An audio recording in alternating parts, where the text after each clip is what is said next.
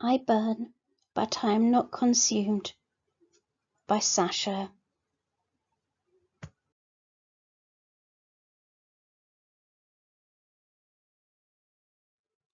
After the pandemic, the world will not be going back to normal.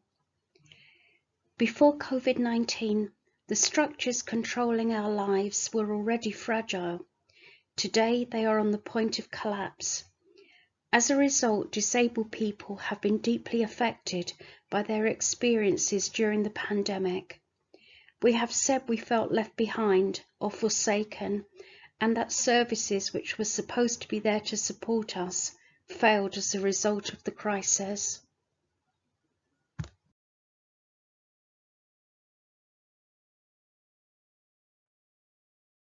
When nothing is true, everything is possible. In less than 2 years, the world has both shrunk and expanded. Messages are chalked on walls, and their meanings are secret. Messages appear in headlines, emerge from the mouths of politicians, pundits, experts. The messages say vulnerable, shielding, underlying health condition. The messages mean invalid, worthless, no great loss. Before lockdown, disabled people were scrutinised, put under constant surveillance, weighed up and found wanting. We were the scroungers, the fraudsters, the cheats. Now we are the disposable, the expendable. We're weighted to the earth, held down and shackled by the chains of inequality, when what we want to do is fly like angels into the bright blue, wide blue yonder.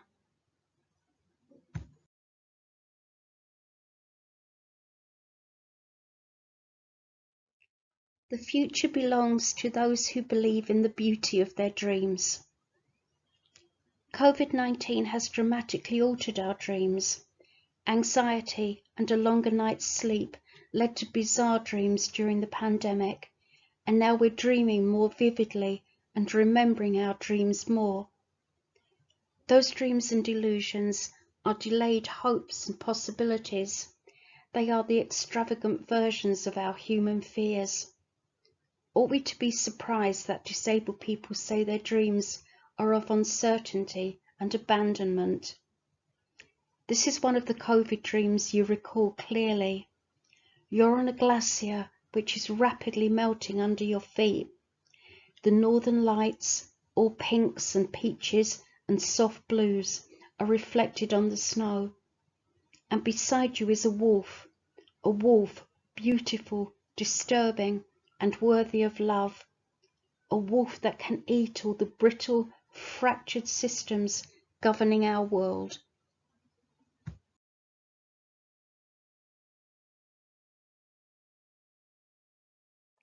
We are not who we used to be. Sometimes you return to the place of ghosts. So many disabled people have died during the pandemic. So many of those deaths were needless, preventable. These are the gaps, the vanishings, the spaces where we used to be. Hope is the embrace of the unknown. You keep looking for signs and visions and symbols, but really there's no need. The people you love have become ghosts inside of you, and like this, you keep them alive. One evening, you're walking through the woods up by Newhales. There's no one else around.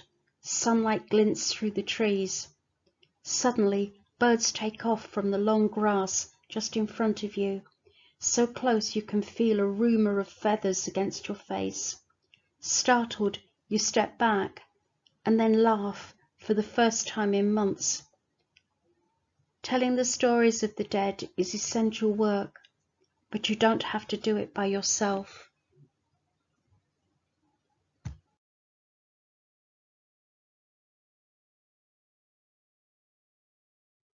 I felt so much, I started to feel nothing. We are using the language of conflict to talk about the pandemic. There are parallels, but the comparison is not exact. Before the virus, we had grown accustomed to seeing images of disasters, fires, floods, bombs, wars. The horrors just washed over us. But the images we saw as a result of COVID were an emptying out and a slowing down. Wild animals returning to the heart of cities, ghost buses waiting for passengers who never arrived. We stood in the shade of the pineapple house as a fox walked out of the hydrangeas, bold as anything. What we didn't see in that instant were the wounds of loneliness felt by people who were excluded and in despair. And for a moment, neither of us was overwhelmed by history happening around us.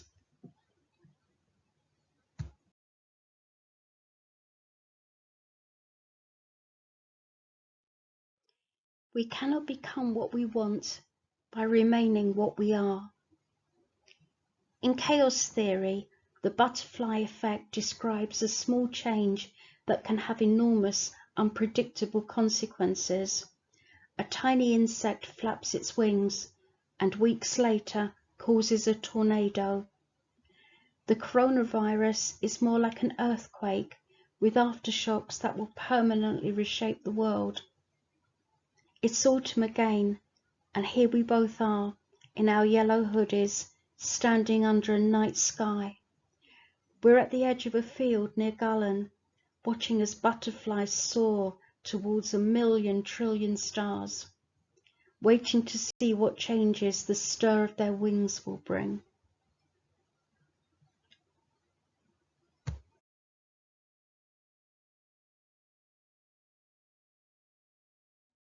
What shall we mend now everything is broken? We have a choice. As we emerge from the pandemic, the world will be different, and so will we. There is no going back to normal, because normal has failed so many of us. So whilst there's the thinnest sliver of time, let's use it to look ahead, to consider the future, to imagine starting again, to work as if we were living in the early days of a better nation.